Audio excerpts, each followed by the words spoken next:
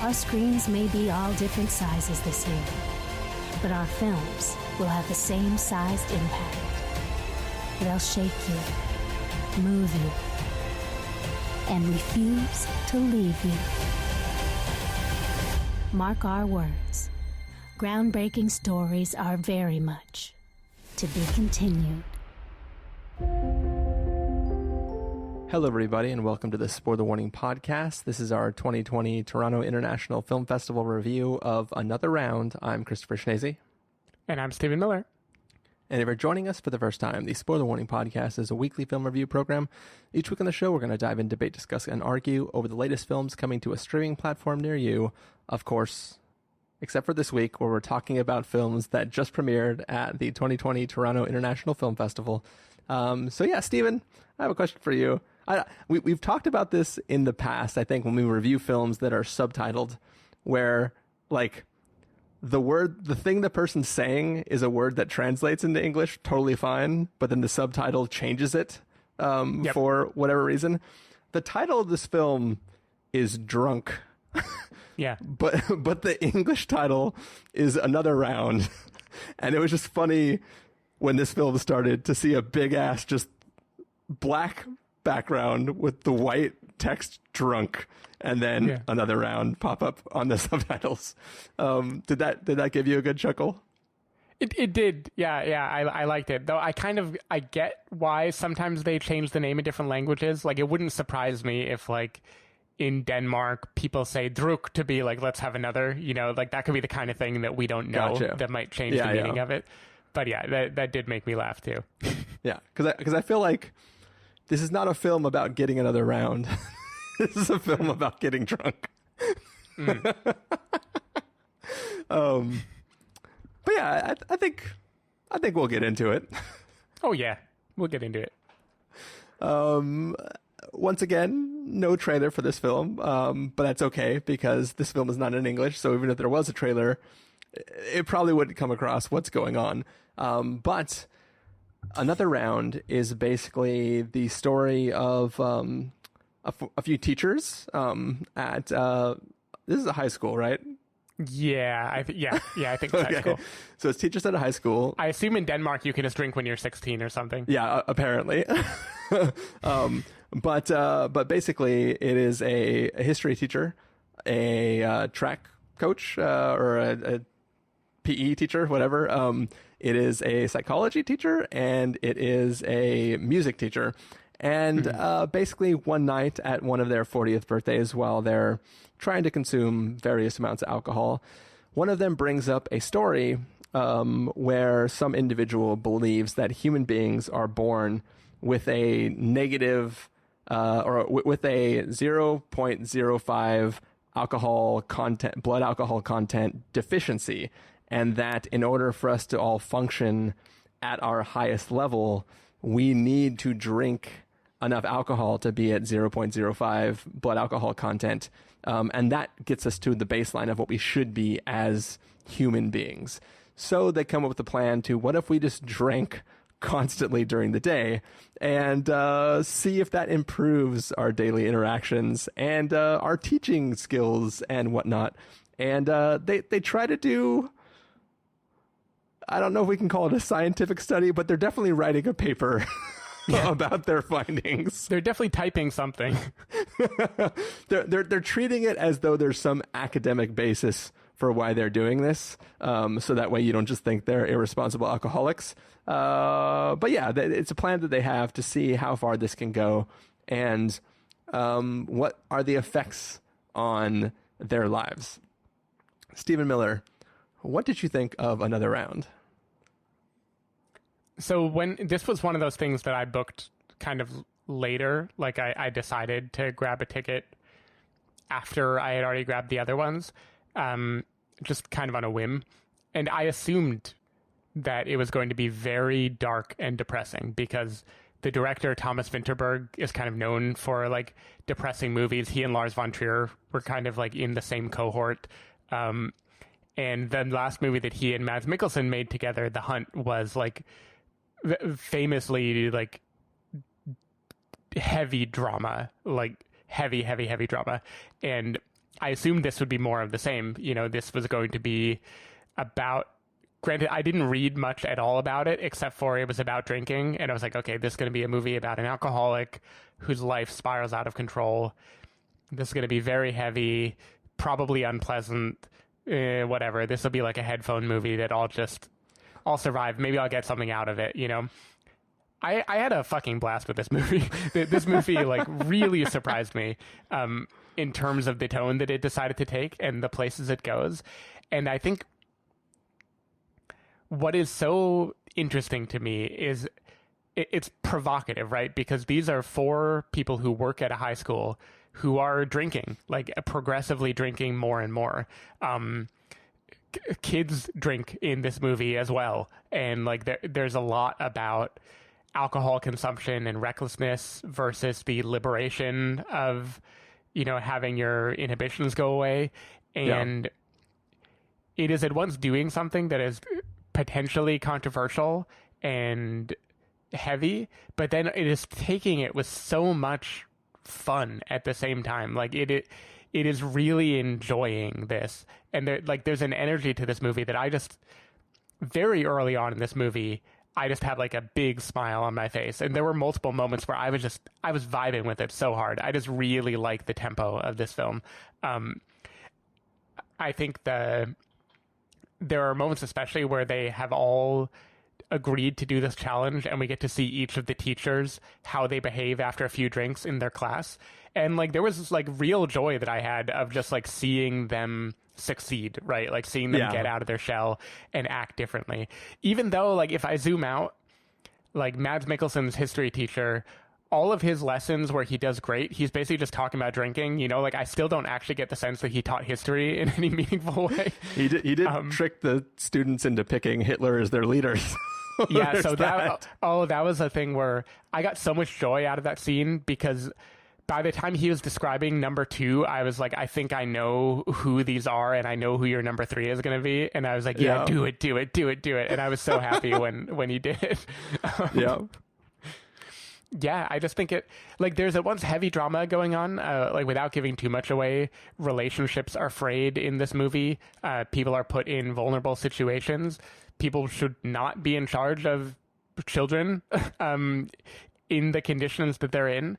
But then it just is juxtaposing the dramatic heaviness with a lot of fun. And this movie feels like the contradiction of alcohol, which is like, yeah, it can be dire and it can be terrible, and your judgment gets inhibited and people wreck their life over it, and it can be this like escape from pain, but it also can be freeing and fun, and it makes you relax and it feels different. And I feel like very, very many movies are about the negative effect of alcohol alone. You know, like the Way Back, for instance. Like that is usually a movie about alcohol, is a movie about destructive alcoholism. But I'm not sure I've seen movies before that are about like the positive effects of alcohol. Yeah, no, like the real lived experience of like being an adult, of like having a couple drinks and like what that does to you. I don't know. I enjoyed it. I thought it was really cool, and it was just a pleasant surprise, because I was not at all in a mode where I was expecting a movie that I was going to have fun with. And give me like dancing Mads Mikkelsen in everything, because that just like I love that visual. I think it's sort of like when we saw Duck Butter, where it's like on paper, Duck Butter sounds like just like a trash film that is going to be like whatever. You're seeing it because of like the plot is so ridiculous. And then when I saw it, I was like, oh my God, I think this movie is brilliant. And I was like amazed at what it was doing. I felt like when I started to read the description of this film on like the TIFF website, and like I bailed out partway through just because it was like it was just way too detailed about like they're at a dinner, and then somebody brings up a thing about this, and then they start to drink a little bit. And I was like, who wrote this description? This sounds super weird. But I was like, okay, I get it. They start drinking and drinking and drinking. And I was like, whatever. Okay, I'll watch this movie. It seemed like a silly premise, but for whatever reason, this is like the greatest movie. It's really, I mean, and it's funny too, because what it is doing is wholly irresponsible. Oh yeah. Like you were just talking about, like, I haven't seen a film that talks about the positive side of drinking. This film opens with children. Like, I understand that the drinking age in Denmark is different. But it starts with a race where kids run around a lake with a case of beer, and every quarter mile, whatever, an eighth of a mile, whatever it is, they have to chug a beer. And if anybody throws up, you get time deducted away from your finishing time. And that's the introduction of the film. And then smash cut to really sobering the life of this older teacher who is like lost the joy in life, and sort of is, his students literally call a meeting about how boring a teacher he is. And it's sort of like you go from this wild kids having fun to this sobering being an adult. And sobering hot. It wasn't even supposed to be a joke. It literally was sobering. But it was a single entendre, Steven, single entendre. Yeah. But like you're just watching this experience of this person and seeing the state of where he is in life, and how his marriage is going, and how his being a father is going, and how his being a teacher is going. And that takes you into this dinner that he goes to, which he doesn't even really want to be a part of. And then he gets sort of sucked into this environment where they're playing this game, and you see how that affects him. And I think this film has the fun and the silliness of the drinking and how that's going. It has the scariness of, this is so irresponsible. You already brought up The Way Back. We were joking off air about The Way Back in comparison to this. And The Way Back is really watching somebody, like you're watching them fail, and you're supposed to feel bad all the time, right? You're rooting for them to stop and to get better. In this film, you're somehow rooting for them to just not get caught. You're like 100%. Yeah. You're like, yeah, you're a better teacher. The students love you. This is better for everyone. And if I could digress for a second, one thing that was funny watching this film is my Spanish professor in college told us a story about when he was in college, whenever he had to do presentations, like oral, because he hated doing oral reports and things like that. He would come in with a briefcase, and in that briefcase would be a bottle of tequila. And when it was his turn to talk, he would go into the hallway, open up his briefcase, and take like 2 shots of tequila, and then close it and go back in and give his presentation. And like, he told this to the class. Like his, I mean, it was college. We're all of drinking age. It's fine. But it was funny that he was like, hey, I know things are hard, but this is what I did when I was in college. Yeah. And it's interesting because when I was in college, I like avoided public speaking for years. Like basically freshman through junior year, I managed to just not have to ever have a presentation anywhere. And my first public speaking was an international conference in Shanghai, like in front of like 150 people. And it was terrifying. Like I hadn't done it in forever. Yeah. And I had this moment of like, should I take like 3 shots right before I go on stage? But then I felt like I was at a crossroads where if I do this, I will have to do this every time for the rest of my life. So I did it sober, and I don't know if I regret it or not. I mean, did you learn nothing from this film? You should have started with 1 shot and see how it went, and then slowly increase the amount of shots until you find the optimum level of shots before presentations. Mm-hmm. But yeah, so anyways, I thought this film was incredibly fun, but it was also incredibly touching. This film ends with a text message that just made me start bawling. It got me so good. Like I was like, Jesus Christ, where is this coming from? Now I'm wondering, do you read his behavior? There's the text message, and then there is like the final scene in the film. Do you read that final scene as being congruent with the text message, or is he fucking it up? Because I can't tell. I felt like it was open-ended. Like it could be read either way. What do you mean by fucking it up? Like, I don't know if there's an easy way to ask it on mic. Like, though the text message is rekindling a thing that got broken due to certain behavior. It was broken for a few reasons, but one of them was certain behaviors. And he is about to leave, and then instead they see something and they change their tone. And I'm wondering if we as the audience are supposed to feel he has gotten what he wanted and he's living his best life now, or we are watching him celebrate into oblivion. I think he is celebrating into oblivion, but I also, the person who sent the text is not at the place that this is taking place. And it's not like, I sent you this text, I'll see you in 5 minutes. It's supposed to be opposed to the conversation at the restaurant. And it's, I think we are supposed to feel the way he feels with what he does in that scene. So that's definitely how I felt. yeah. No, I think it's all good. Yeah.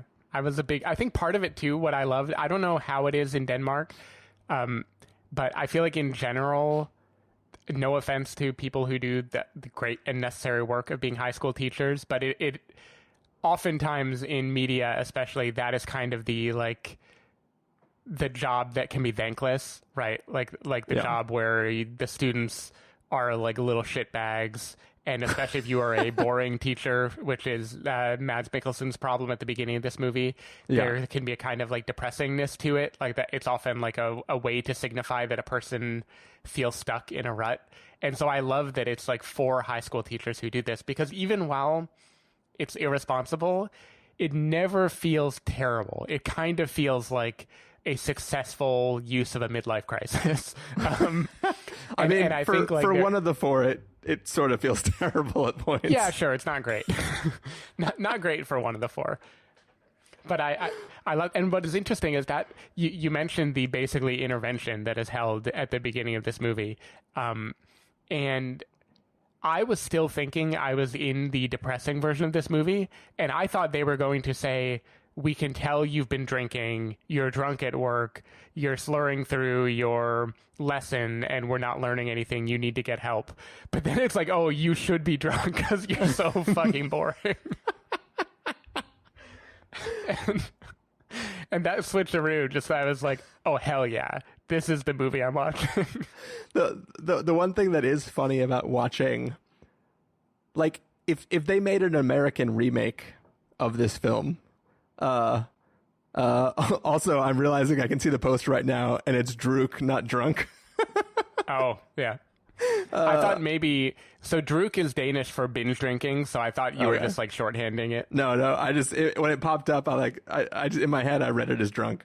But anyways, the point I was trying to make is, so like, if they made an American remake of this film, right? Like, the performance would be the how can I make myself feel drunk, right? But this is a foreign language film, at least to us, and I don't know the Danish accent well enough to understand what it sounds like drunk versus sober, right? So like in the scenes where like at least the PE teacher is just screaming at the kids, like in my head he sounds belligerent. but like it doesn't change the more he gets drunk, right? It's sort of like I don't know the accent well enough to know like how that's going. So to me, unless the characters are bumping into things or laughing uncontrollably or doing something that like I associate with like under the influence of alcohol, they seem totally like fine. Like I never know whether in the classroom they are slurring their words because I don't understand the words they're saying because it's not in English. Yeah. So it was just kind of an interesting it was an interesting way to like, I don't know if you watch this like in Denmark, if those performances are very nuanced as they go from one blood alcohol content level to another. That is a good point. Yeah, I'm not sure. So two things I was going to say. One is I've only really seen Mads Mikkelsen as what I would say is a character actor, is what he is in America, like in Hollywood things and in television, where he tends to be the kind of the villain or the person who seems menacing in some way. And he's really good at those roles, obviously, like Leshiv in Bond and everything. But I've never seen him as a dramatic lead. And I realized after like scrolling through his IMDb that there's this whole world of Danish cinema where he is just like the man.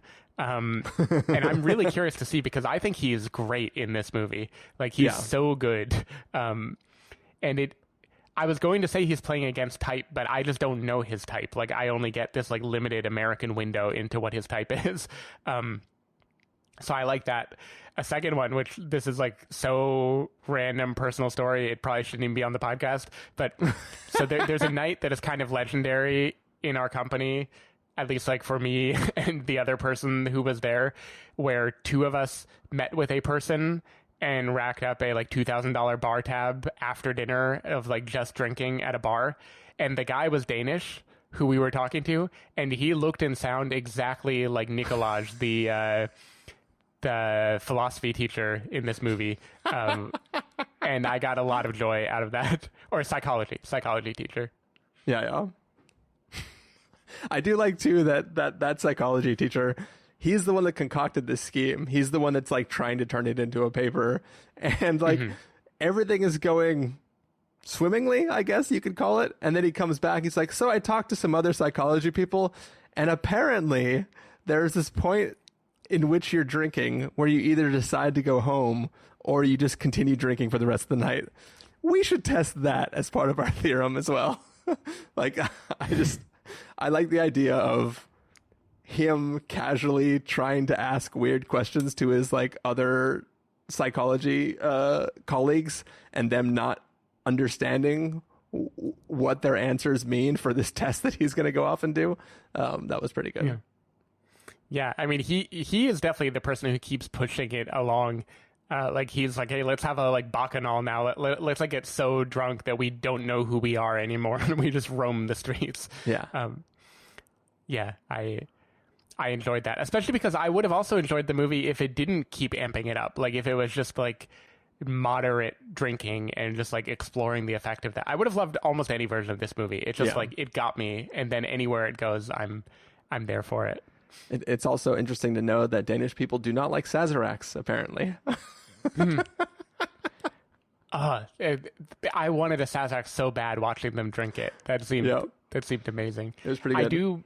This is a minor nitpick, but you and I were talking about the blood alcohol contents, and I do feel like there's something kind of off about the numbers there, even if we're adjusting to what I think it is, which is like 0.05 and then 0.1 and then 0.18 or whatever. It seems like for a heavy drinking culture, the point at which they're acting like they are impacted and slurring and stuff is much lower than what I would think it would be.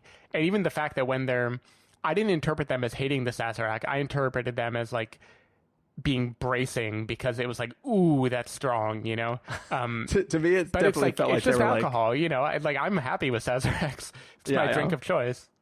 Yeah, no, they're great. But I definitely interpreted it as like it was literally the first time they had ever had one, and they chose it because there wasn't anything besides alcohol in it. They were like, oh, this isn't like one of those cocktails with mixed stuff in it. This is just like pretty much pure alcohol. So, and then every time they tried, they were like, God, why would you drink this? But that could be just my interpretation of the subtitles and their visual reaction to it. Yeah. Any last thoughts on this film, Stephen? Nope. All right. Well, let's go ahead and get to our verdicts then. If you were going to give this a must-see, recommend with a caveat, wait for rental, pass with a caveat, or a must-avoid, what would you give it? I'm giving it a must-see. I think this is the best alcoholic thing to come out of Denmark since Mikkeller, and I'm here for it. Yeah, nice. I'm also giving a it delayed response. Yeah, I was already trying to prep what I was going to say, and then like it registered before the words could come out what you were saying. I also agree. Greatest thing to come out of Denmark besides Mikkeller. Rip the SF Mikkeller. But yeah, it's a must see for me as well. There are multiple levels on which I enjoyed this film. Like, I loved it for the silliness of it. And then as serious threads were woven in, I loved the serious threads. And I was rooting for all the characters, and I loved sort of how they obviously not all of them have the best threads, but I really felt for all of these characters, and I was always rooting for them, even when they're giving students alcohol. Yeah. It's like, they're just so nice about it. Yeah, it's like the most irresponsible thing, but the amount of heart that is involved in it, you're like, yeah, fucking take a drink of that water. Yeah. But yeah, that is going to be the end of our review of Another Round, or Druk. So, Stephen Miller, if people want to find you throughout the week, where can they do that? People can find me at twitter.com/sdavidmiller or sdavidmiller.com. People can find me at ChristopherInRealLife.com or Twitter.com/ChristopherIRL. You can find the podcast over at thespoilerwarning.com, where you can get a bunch of the back episodes of the show. If you want to subscribe to the show, you can do so on Overcast, Stitcher, Apple Podcasts, or wherever podcasts are found. If you want to know when the episodes go live, you can follow us at twitter.com/spoilerwarning, facebook.com/thespoilerwarning, or instagram.com/thespoilerwarning. If you want to get a hold of us directly, you can send an email to fans@thespoilerwarning.com, or you can use the contact form on our site. Music for this episode will come from maybe the song that's playing during the credits. If not, then it is once again, the little stinger from the 2019 Toronto International Film Festival. So hopefully you are enjoying whichever of those is playing now. And yeah, that is the end of this review. We still have more reviews in the shoot, in the lineup, in the something. And yeah, we will see you in the next review. Bye. This is Canadian content, and it's time we take credit for it. Starting now. Oh, Canada!